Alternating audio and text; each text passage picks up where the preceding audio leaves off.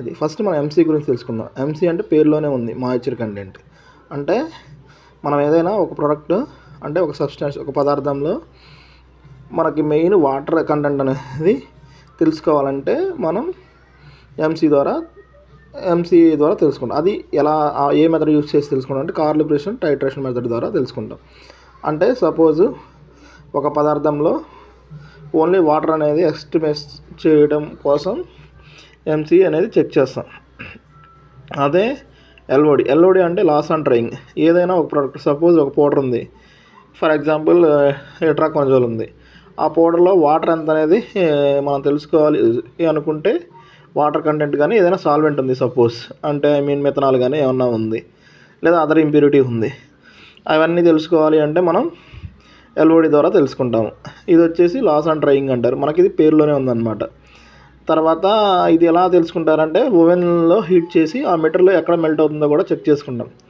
దాన్ని బట్టి మనం ఓవెన్ ద్వారా హీట్ చేసి ఆ మెథడ్ని యూస్ చేసి ఎల్ఓడి తెలుసుకుంటాం. లాస్ అండ్ ట్రైయింగ్ అంటారు. అంటే సింపుల్గా చెప్పాలంటే ఎంసీ అంటే ఒక పదార్థంలోనే ఓన్లీ వాటర్ మాత్రమే తెలుసుకోగలం.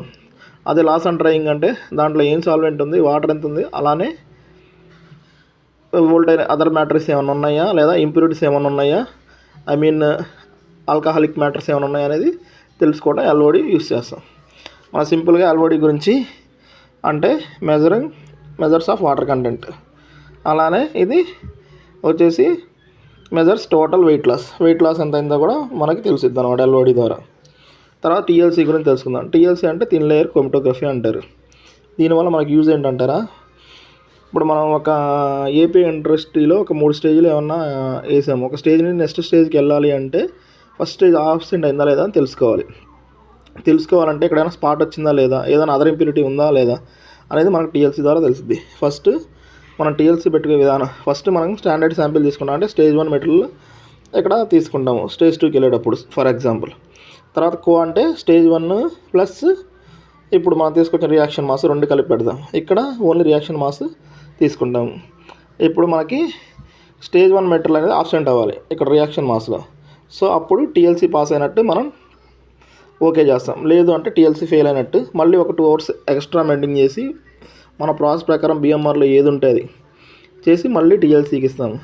సో అది పాస్ అయ్యేంత వరకు మనం అదే హీట్లో టెంపరేచర్ మెయింటైన్ ఉంటాం. ఇది టీఎల్సీ యూజ్. టీఎల్సీ మెయిన్ మన కన్క్లూజన్ వేస్తుంది, ఏదైనా ఇంప్యూరిటీ ఉంటే స్టేజ్ 1ది స్టేజ్ 2కి ఫర్దర్గా ప్రొసీడ్ అవ్వాలి అంటే ఆ స్టేజ్ 1 మెటీరియల్ అనేది ఆబ్సెంట్ అవ్వాలి. అప్పుడు మనకి టీఎల్సీ కంప్లైస్ అయినట్టు కన్ఫర్మ్ చేస్తాము. సో అది